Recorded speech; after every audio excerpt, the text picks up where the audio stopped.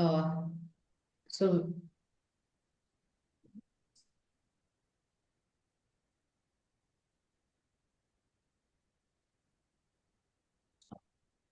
okay. So, good evening, everyone here in India, and good morning to Canada. It is my pleasure to welcome you all to today's webinar, Investments Drive to India, the India Story, organized by the Indo-Canadian Business Chamber, ICBC, in partnership with the High Commission of India, Ottawa. We are honored to have with us His Excellency Chinmoy Nayak, Acting High Commissioner of India to Canada, Mr. Gopal Chetri, Senior Vice President and Business Unit Leader at CGI, and Mr. Arjun Shiv, Assistant Vice President Americas at Invest India. They will be sharing key insights on India's thriving investment landscape. At ICBC, we have been dedicated to strengthening the India-Canada Economic Corridor for over 2 decades. As a premier bilateral business chamber, we actively facilitate trade, investment, and business collaborations between India and Canada. This webinar is an important step in the right direction, highlighting India's dynamic investment climate and the immense opportunities it offers for Canadian businesses, entrepreneurs, and investors. One such success story is CGI, a leading Canadian company that has made significant inroads in India. Mr. Gopal Chetri will share CGI's journey and how the company has leveraged India's robust market, skilled workforce, and evolving digital landscape to expand its operations successfully. India continues to be one of the most promising investment destinations globally, offering a stable political environment, vast consumer markets, and strong government initiatives to encourage foreign direct investment. Whether it is technology, infrastructure, financial services, or manufacturing, there are abundant opportunities for Canadian companies to establish and scale their presence in India while fostering meaningful partnerships. Arjun will be making an important presentation later in the webinar for the audience's benefit. I think you have many important speakers, so I'm going to stop right here. And I'm going to introduce, in fact, it is my privilege to introduce the Acting High Commissioner and then invite him to deliver his address. So it is my honor to introduce His Excellency Chinmoy Nayak, Acting High Commissioner of India to Canada. A distinguished career diplomat, Mr. Nayak joined the Indian Foreign Service in 2004 and has served in key diplomatic roles in Beijing and Paris.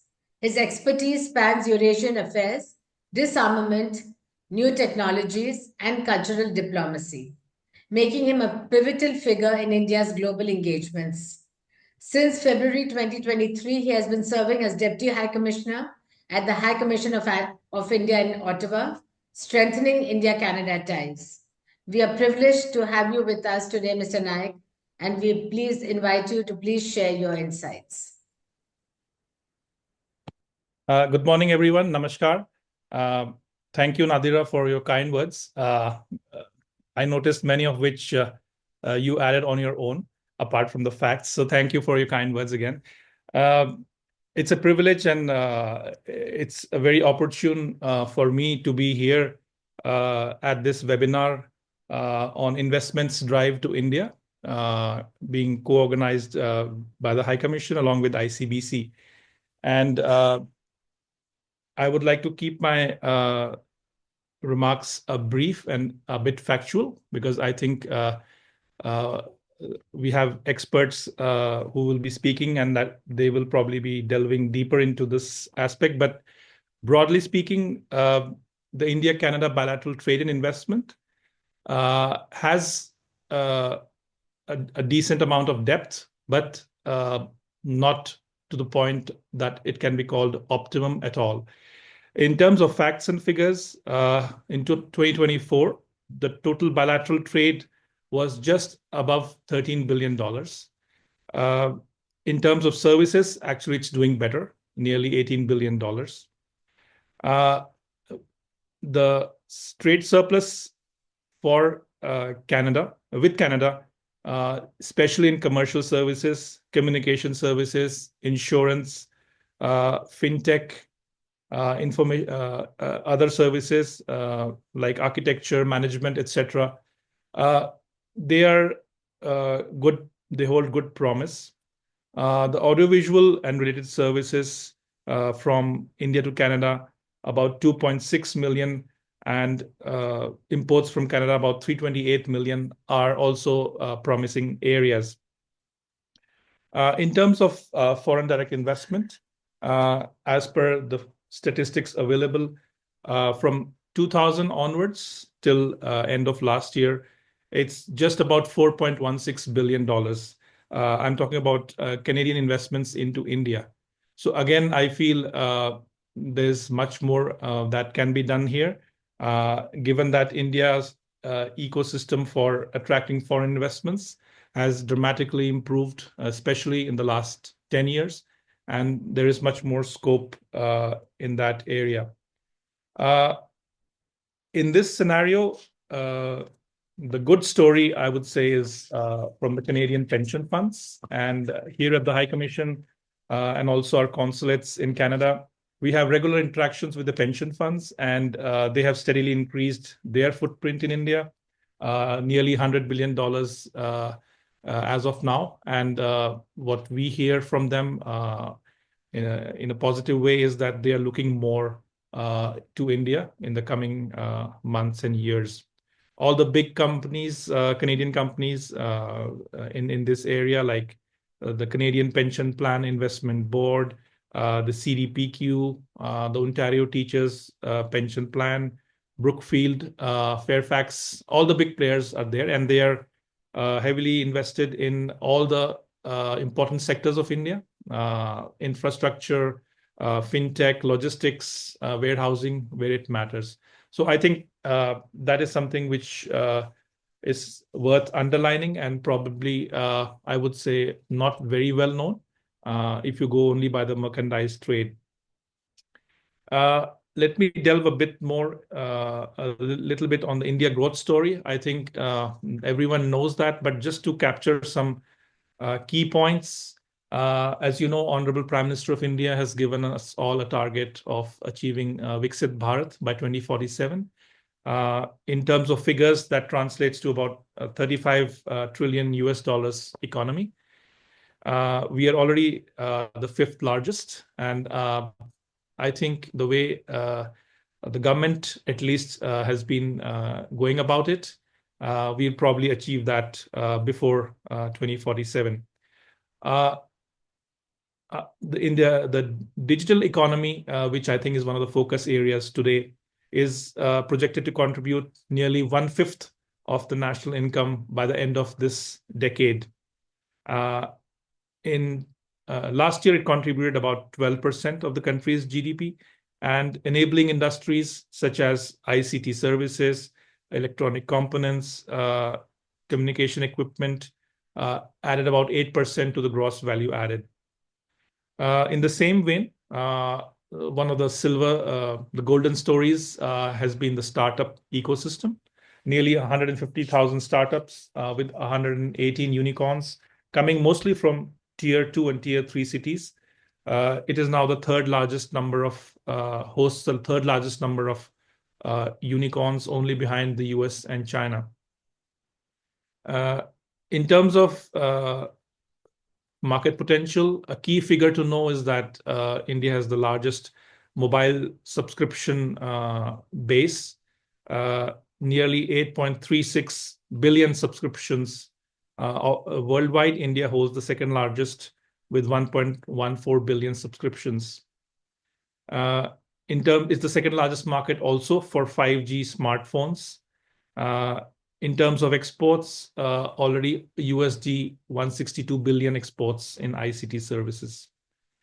Also, it attracted the largest amount of FDI, worth $102 billion. Suffice to say that India prioritizes, among many other sectors, areas of emerging importance, like AI, blockchain, hyperscale computing, cybersecurity, etc., which are going to play an increasingly important role. Let me dwell a little bit more on the India-Canada perspective in that area. Nearly 80 Canadian ICT companies are, as per our data, established in India as of last year. And they are already dealing with or have significant opportunities in areas such as software development, e-commerce, AI, machine learning, 5G. And we are hearing voices from them and hearing from them that they are keen to take this even forward. Given the footprint of Indian IT companies also in Canada, we have the major companies here present here already. NASSCOM has been very active here. There was a trade mission which had come here 2023, which also visited Ottawa. They had useful interactions. But I would say that needs to continue more because the digital ecosystem in India has been rapidly changing and many new initiatives have come. So that is something which needs to be kept up. There is a good model of collaboration, which was in 2021, which was called the Indo-Canada Bridge Program, launched by Startup India and the Toronto Business Development Center.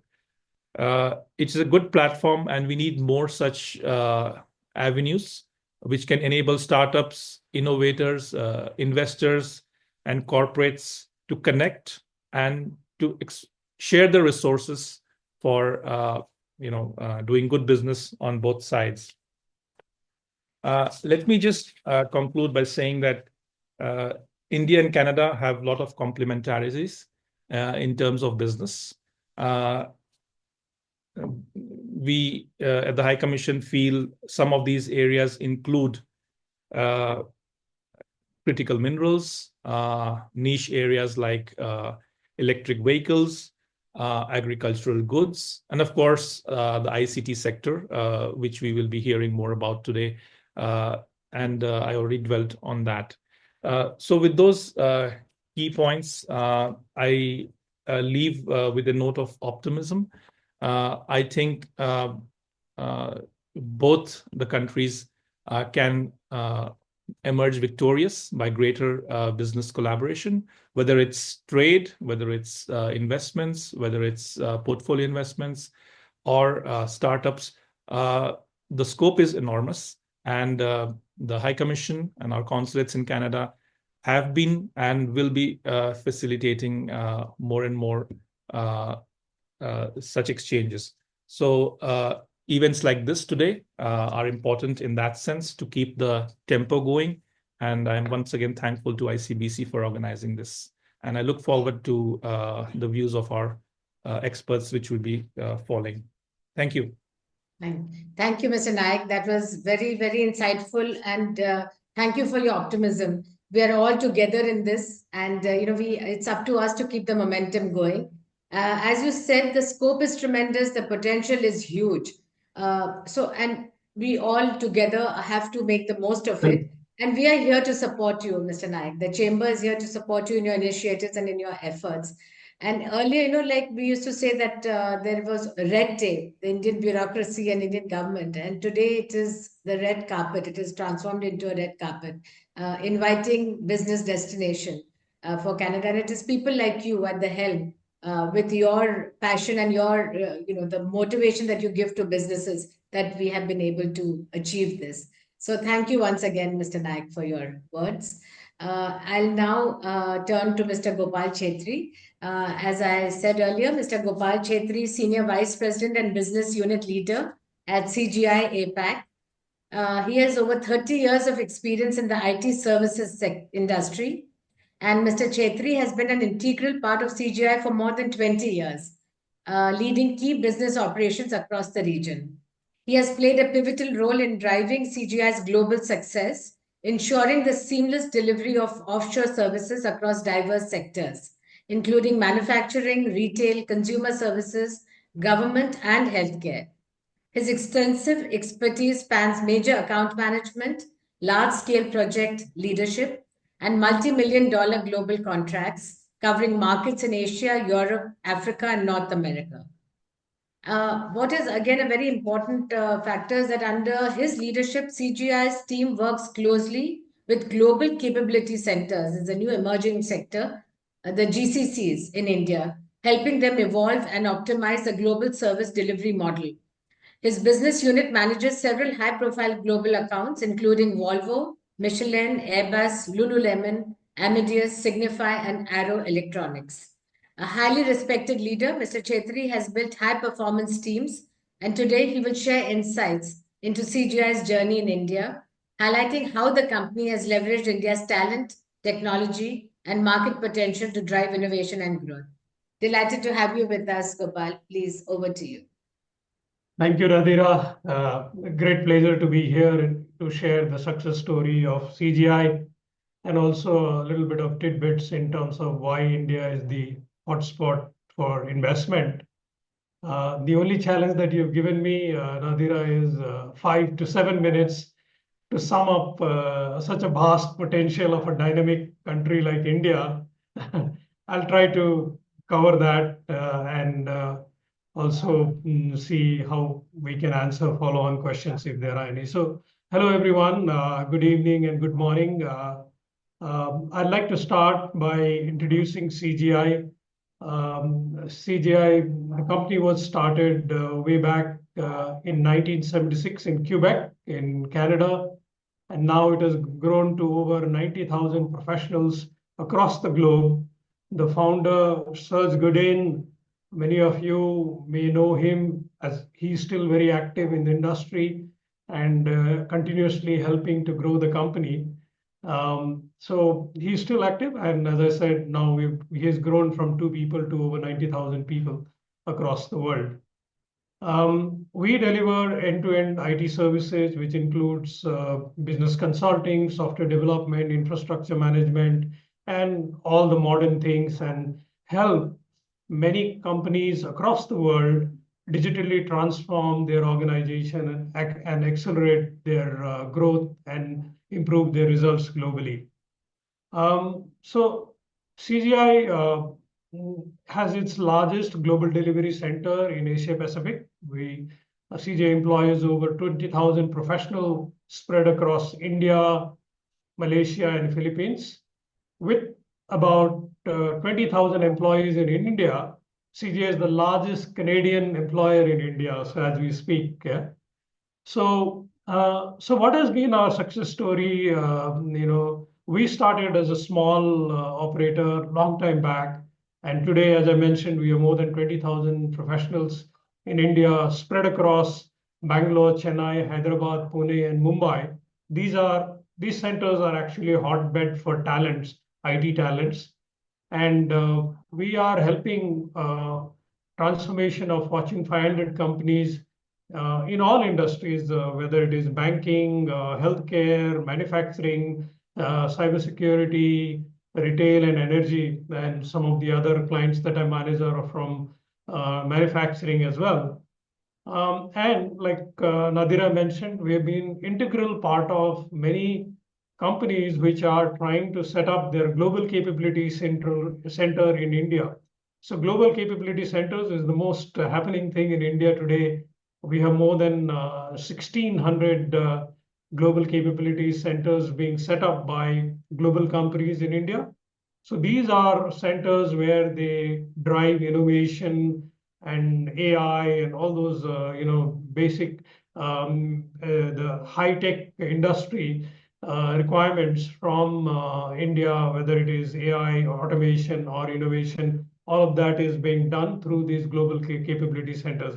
So we have been helping companies like Bell, Lululemons of the world from Canada, and of course other parts of the world in terms of growing their capability center as well as complementing their capabilities locally. We have also made real impact to our clients. For example, a global giant banking in Canada, we have been able to give them an AI-powered fraud detection system, which saves millions daily, both from an end user perspective as well as from the companies that are involved with this bank. And for another big Canadian telco companies, I'm not saying the name, but you would have guessed it. The work we do here has a huge impact for the citizens of Canada. For example, we help ensure 23 million customers stay online. We build solutions, monitor and manage their internet traffic. As a result, the company is able to provide customer uninterrupted browsing even during events such as Black Friday, when there is a huge rush to buy stuff online, and during Christmas and Thanksgiving and all of that. So there are many stories.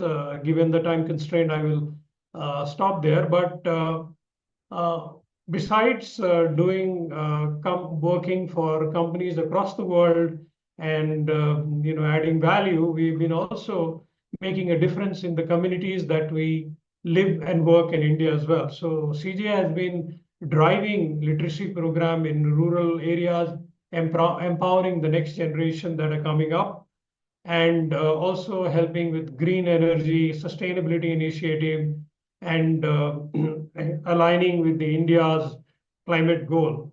So we also collaborate with a lot of universities in terms of getting the right skills and getting the workforce ready for the future. So what has been our successful investment in India look like today, and what has driven that is basically CGI has proven that adaptability to various conditions here, collaboration with, as I talked about, with academia and other ecosystem partners, and having a long-term vision is very key to winning in India. Yeah, and then so what we have done is we have partnered with not just IT companies, but also with universities, as I mentioned earlier, and to stay ahead in terms of innovation and how we have integrated with the other startups and other things that are there in India. India is a thriving, as the High Commissioner said, is a thriving country for startups, and there's a lot of unicorns that are coming up every day. So for us, entering India was not just about saving cost or having the cost arbitrage. It was about using India as a hub for global expansion. It's about scaling up the capability. If you want, let's say, 20 AI engineers, I can bet you that it's going to be very, very hard to find them anywhere in the world. But in India, you can easily find that. Yeah. So, and entering India is not just about saving cost, as I said. It is also about, the quality of the people that we have, the talent that we have, the infrastructure that we have. We have probably the latest in terms of 5G, in terms of the fastest broadband, and all of that is really, really really robust, and it can scale to any requirement that you may have. So that's more from a CGI perspective. If I were to call out a few things in terms of why India is the place to be today, apart from why CGI came, like the High Commissioner said earlier, India is set to become the third largest economy by 2030, and it has become the fastest growing economy with 8.2% GDP growth this year, and the S&P Global Research says that India will become third largest by 2031 with a projected annual growth of 6.7%. So that's pretty high growth. And if you look at the growth around the world, this is phenomenal in terms of the growth. And as I said, the other reason why you need to be here is the talent. Yeah, India produces more engineers in a year than the entire population of some countries. So that's the kind of talent you have. And there is global R&D center. I talked about global capability centers, but there are many other companies doing whole lot of R&D, automobiles, telcos, and all of these guys are doing a lot of research in India. And the AI is now the most happening thing. And you may say that it is more of a hype, but we are seeing every day there's a great value coming out of it. And companies are really, really looking forward to scale their AI implementation. So AI, cybersecurity, all of that, if you want those deep tech talent pool, then this is the place to be. And if you look at our current technical export out of the current, whatever is the number, I don't recollect exactly, but from the deep tech point of view, we export almost like about 250 US dollars. And out of that, the software and IT industry is about $225 billion. So that's a big one that we are adding to the world. And it's just not about the scale of talent pool, but it's also about the mindset. The people in India have a problem-solving, collaborative, and an innovative drive for global competitiveness. So the talent has a different thought process, which helps you to get what you want in terms of really making a difference in your organization. And then the High Commissioner already talked about some of the things, but India is also a lot of government is helping a lot in terms of Digital India, Make in India, and there is a lot of support that you will get from the government as well. You must have already heard that Apple has already manufacturing in India, and it is one of the biggest production hub for them. And there are others companies, big guys, EV guys, which are planning to come. And from a technology point of view, you name it, Amazon, Google, Microsoft, all of them are here, and they're benefiting from the deep talent pool and the expertise that we have in India. So, I mean, if you look at some of the takeaways, it would be that, you would want to be here, as I said, in terms of the scalability, in terms of the deep technical talent pool that you have, and also the market. The market is growing at a rapid pace here. So I'd like to leave with statement that India isn't just a place to invest. It is the country to invest in. It is a place to innovate, to scale, and lead. Okay?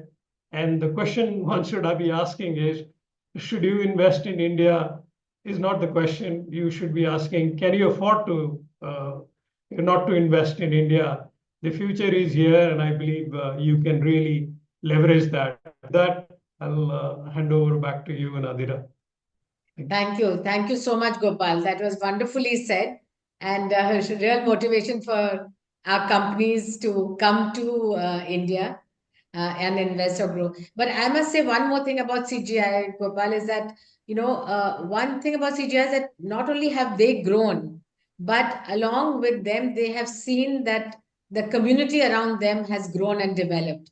And I know how much you all do, in terms of promoting women, whether it is women empowerment, whether it is community service, and all around you. And I think that has really shown you're truly a brand ambassador for Canada, because you have just shown what a company can do in terms of not only growing, but seeing that everyone grows along with you.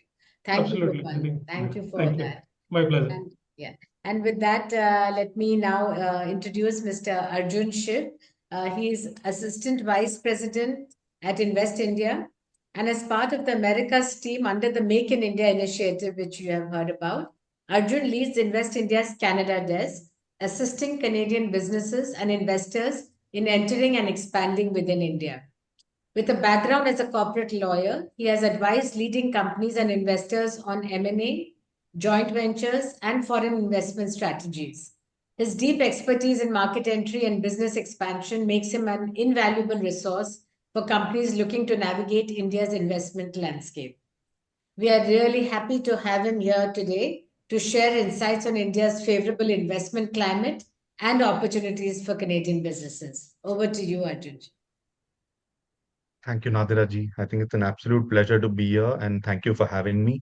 Uh, Distinguished attendees and panelists, I think it's a right time and opportunity to have such an interaction. I think, as my previous panelists and His Excellency, the Acting High Commissioner, said, India is very much open for business, and there is a lot on offer. Um, what we have here today on the platform is we had His Excellency Acting High Commissioner speak from the government's perspective. We had Gopal speak from CGI's perspective, which we truly treat as an example of Canadian success in India, which has successfully targeted and navigated the Indian market. And thereafter, we have Nadiraji, who sort of ties all of us elements together. And more than happy to chime in here with my own self. And I'll start by talking a little bit more initially about the India opportunity. And I have a presentation to go along, but I won't take too long because I understand His Excellency covered a lot of elements around the Indo-Canadian bilateral corridor and the trade and investment and the startup initiatives India has to offer. And Gopal, of course, mentioned a lot about the ICT sector. From my end, I'd love to give you an overview about what India truly does have to offer. And just confirming whether you're able to see my screen now. Perfect. So absolutely. So while I'll dive a little bit deeper more into Invest India and the support we offer along with our partners at the High Commission, ICBC, and the support we lend to companies, I'm happy to present to you the India overview and what truly is the growth metrics and the opportunity being spoken of. We are, of course, the fifth largest economy currently. We are constantly growing. We've jumped 5 positions since 2014. A lot of the metrics you see on your screen talk about the key elements that have already been touched upon. Infrastructure is something that is consistently growing, and a lot of it is with Canadian support. Startups, of course, we have a regular, uh, we collaborate very closely with respective ministries, and a lot of this data comes from them. We are seeing a lot of traction and action in the Indian startup ecosystem. The Startup Mahakumbh, the primary event within the Indian startup ecosystem, boosted by the government, is set to happen next month and is scheduled to have mass participation. Um, there are sectors which are doing tremendously well. We are expecting to be a 1 trillion digital economy by 2026. As High Commissioner already rightly pointed out, in terms of our growth metrics and reach, we are the second in the mobile phone users, which is constantly growing. The data cost is among the lowest globally. So for those looking at digital platforms and expanding their reach of their products, we are a keen market that many people are exploring. In terms of business reforms, I'll touch upon them perhaps in a little more detail, but corporate tax is among the lowest globally, and constantly policies are being revised to align with business and businesses' expectations. There is a number of incentives that the government has announced, Arjun, programs around. sorry, Arjun. I think Yeah. there is it's being hidden. What do you need to do? Yeah, he needs to reshare. Arjun, if you can stop sharing and just try sharing it again. There is something on your camera, there's like a patch.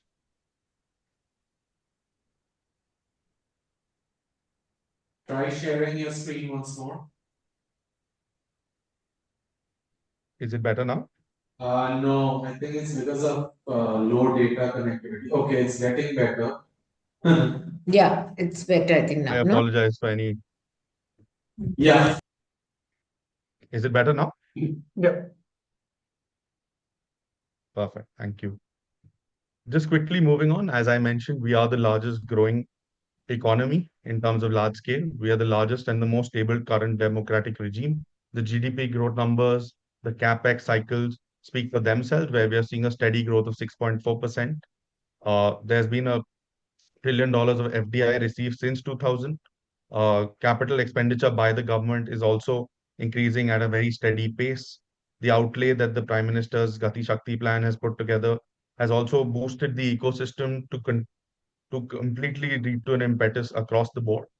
Merchandise exports are consistently increasing, and of course, As Mr. Gopal mentioned and His Excellency the High Commissioner mentioned, human capital is truly an advantage here. We have the youngest working population in the world. The median age is just 28.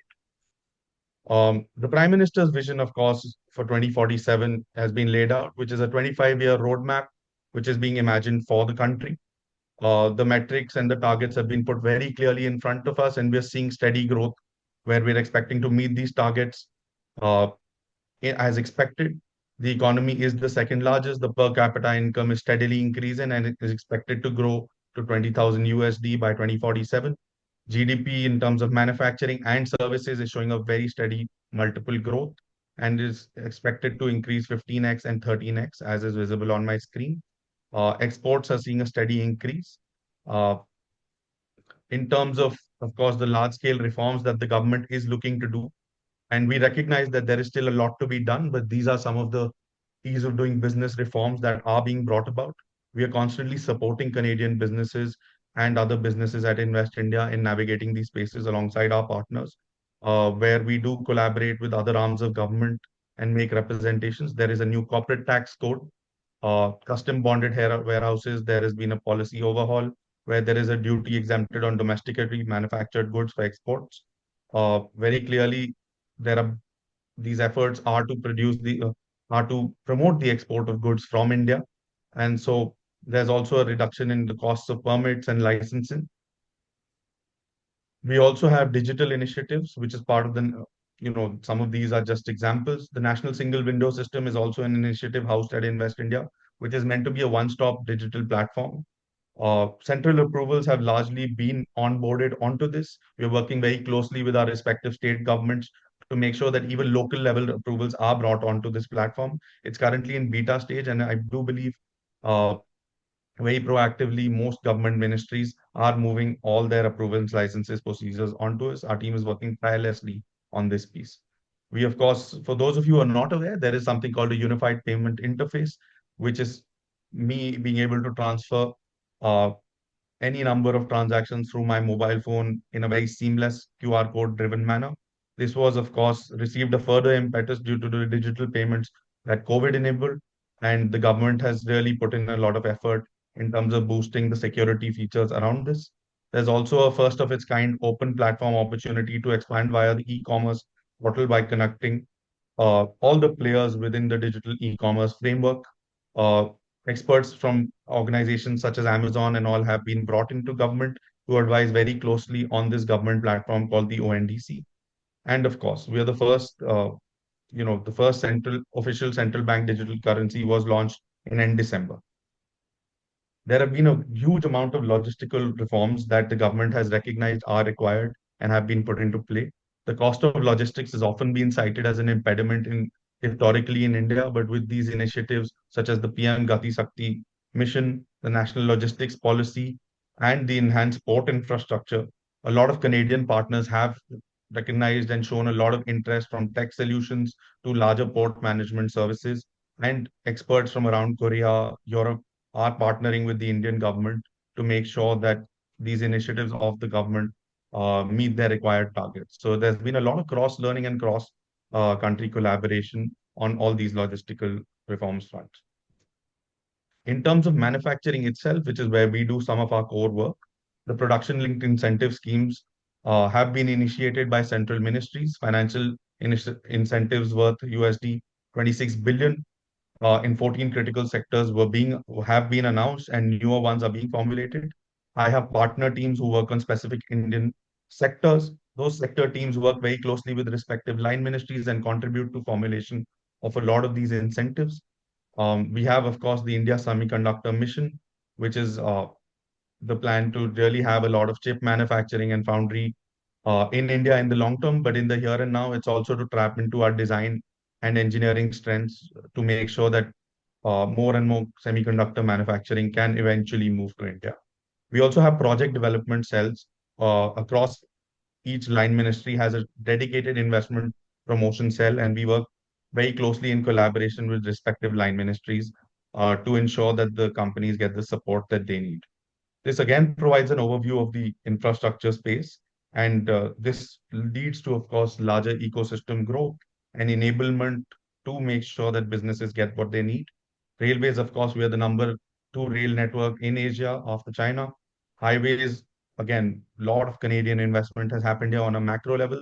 The government truly does understand that in order for business to proceed even internally and the connectivity to ports, a lot of initiatives have been undertaken in this regard. The numbers, of course, speak for themselves on the right side. I had alluded earlier to the infrastructure capex expenditure increase, and this is a steady increase across sectors. Ports as well, the Prime Minister has taken to shipbuilding and ports as a specific focus area, and there is a lot of new schemes in the. Hopefully, by the time I interact with you next, I will be able to talk about some of the newer schemes around a lot of these sectors. Aviation itself, of course, where we receive a lot of interest from North America, especially Canada, is expected to boom as a sector, and aerospace and defense is really an opportunity that folks are really looking to tap into. There is, of course, a larger scheme of the government, which is the National Industrial Corridor Development Program, where there have been 11 corridors, 20 projects across 13 Indian states, which talks about developing greenfield industrial smart cities with plug-and-play infrastructure. This ties into the national logistics policy and broader uh, framework ecosystem enablement of the government. The idea has been to increase multimodal connectivity. Some of these industrial smart cities are already ready for uh, occupation and allotment, and a lot of them uh, we entertain a lot of requests around collaborating on these because these provide plug and play infrastructure with plants and develop land options. So this is an initiative of the Ministry of Commerce and Industry, which has a separate body overseeing it. Just to give you a little bit more background about Invest India and what it is that we do, we are, of course, an independent agency which is funded by the Government of India and we are established under the Ministry of Commerce and Industry. We support a lot of stakeholder partners of ours. We were founded in 2009, but we received a boost after the Make in India initiative was launched by the Honorable Prime Minister. Structurally, we are organized in a manner so that private sector talent can be brought in to work with government and companies. And so we are 49% government held and 51% is housed administratively in industry associations. Uh, Nadira ji, of course, mentioned that I come from a legal background. Most of my peers come from consulting. My sector colleagues come from infrastructure, pharmaceuticals, the respective Indian industry we've drawn upon them from. We did see a leadership change over the last couple of years, and our focus has been gone into supporting a lot more technological initiatives of the government, including the semiconductor mission. And of course, we are constantly evolving our mandate where we were purely focused on inbound investment earlier. We've started supporting partnerships, technology and trade, and we rely on our partners such as ICBC also when it comes to business connects. Um, as is shown on the screen, this is the structure. The attempt on our part is to provide support from the initial stage to the aftercare stage. So we have been constantly supporting alongside all our stakeholder partners, even companies as big as CGI. Whenever there are representations to be made before government on new projects being initiated, we lend our support where possible. I will come to some of the success stories and the cases we have facilitated. These are our partner initiatives which tie into the core Make in India initiative. I mentioned the National Single Window earlier. There is the project monitoring group of the Prime Minister, which looks at milestone meetings which ensures that milestones in larger infrastructure projects are monitored and met. There are other partner initiatives which I'll be happy to talk to you about in more detail.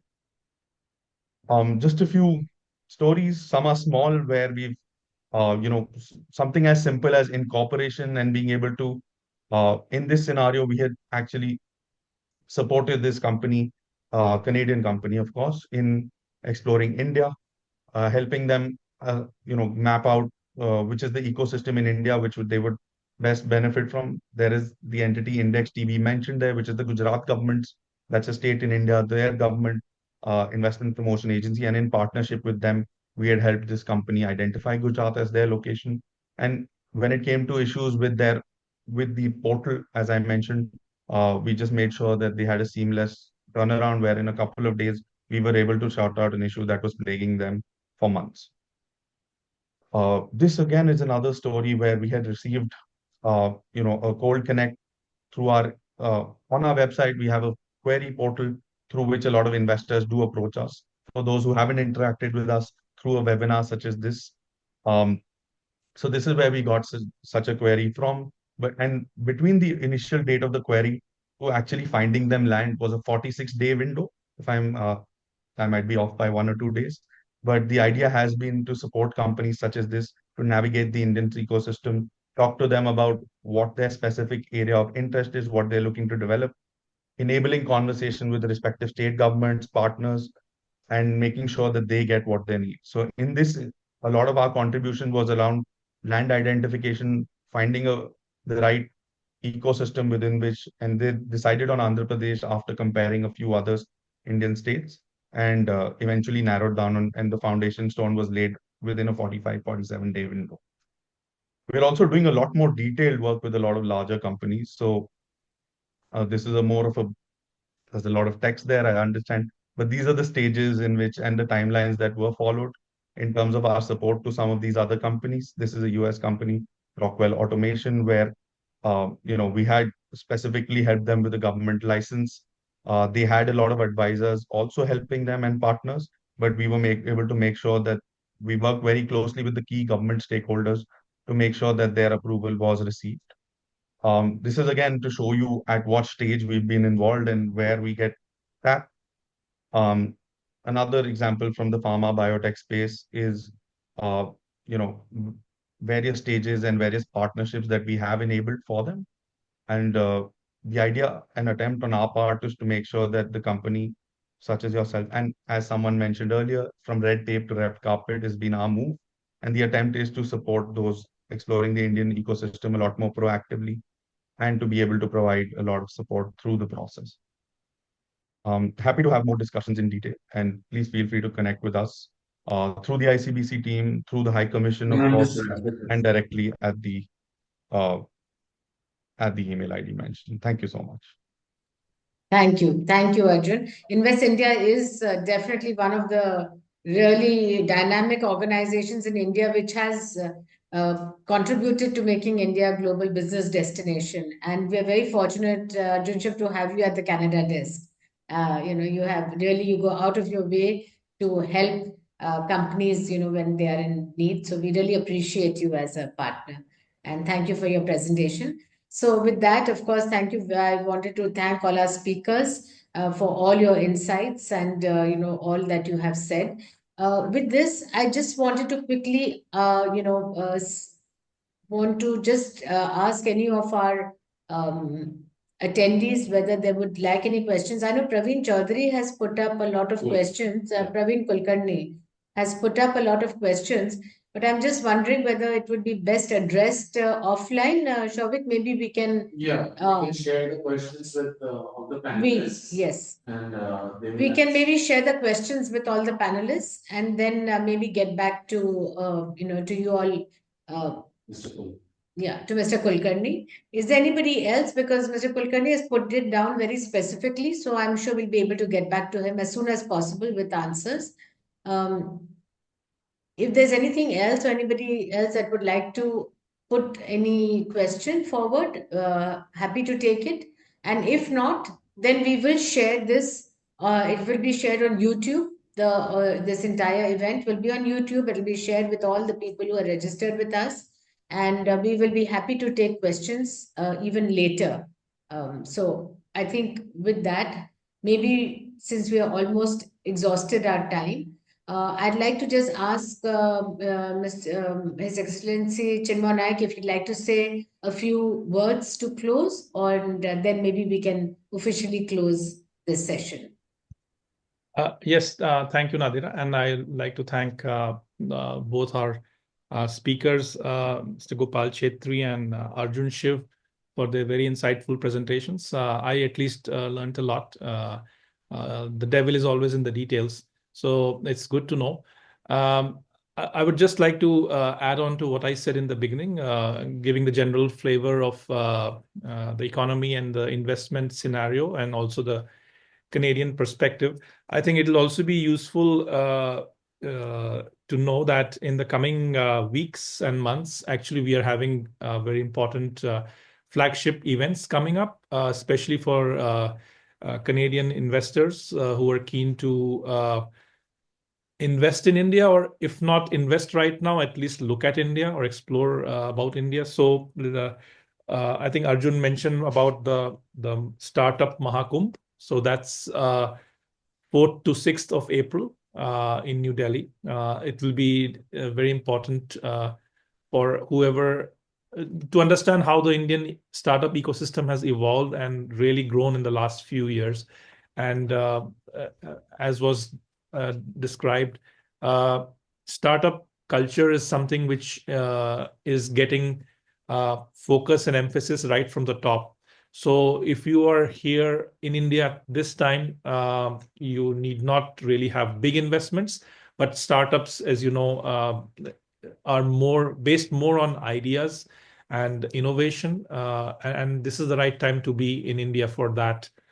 Of course, there will be all facilitation required, including financial, which is being provided, and that's why it is so important. Also, India is hosting the first World Audiovisual and Entertainment Summit, or WAVES as it's called, from 1st to 4th of May in Mumbai. It's not only about entertainment, it's actually about the business of entertainment. And it's not only about films, it's also about the whole spectrum of entertainment, whether it's television, OTT, gaming, content creation. So I think we have already reached out to the potential participants here in Canada, but through your platform, I would also like to reach out to them and say that be there. It's going to be a big event. We will have the top Indian leadership there, and also the who's who of the industry from India. So if you're in that sector, please do participate. And lastly, also the Bharat Telecom on the telecom industry is taking place from 6th to 7th of May. So these are the 3 events I thought I should mention. And just to round it off, as I said, the High Commission and consulates in Canada are always ready. We interact a lot with all the potential stakeholders, business chambers like ICBC and their counterparts here, pension funds, as I said. So I'm hearing positive signals from them, and our job is to direct them to the right places. But please, all participants, feel free to at least write to us. We may not be able to maybe answer directly, but at least we will be able to at least link you with the right people, or try and get you the right answers. I think that's the way forward. And from my side, we are again, I will say that we are open for business. Thank you. Thank you. Thank you so much, Your Excellency. And at ICBC, we remain totally committed to fostering the relationship and partnerships driving both business growth between India and Canada. And we encourage all our participants to take advantage of the knowledge shared, the insights shared by experts, and explore ways to collaborate and expand in this thriving market. Also, along with all these events, we are also planning to have organized delegations both from India to Canada and Canada to India, so that first-hand experience of what it is like, and to grow business or to start business in the 2 countries. So we will work with with the High Commission in the Indian High Commission in Ottawa, and with your support, hope to get these groups ready for business. Thank you all for joining us today, and we look forward to staying engaged in this exciting journey between India and Canada. So thank you once again. Thank you. Thank you. Thank you. All the best. Thank you, Nadira ji. Thank you so much.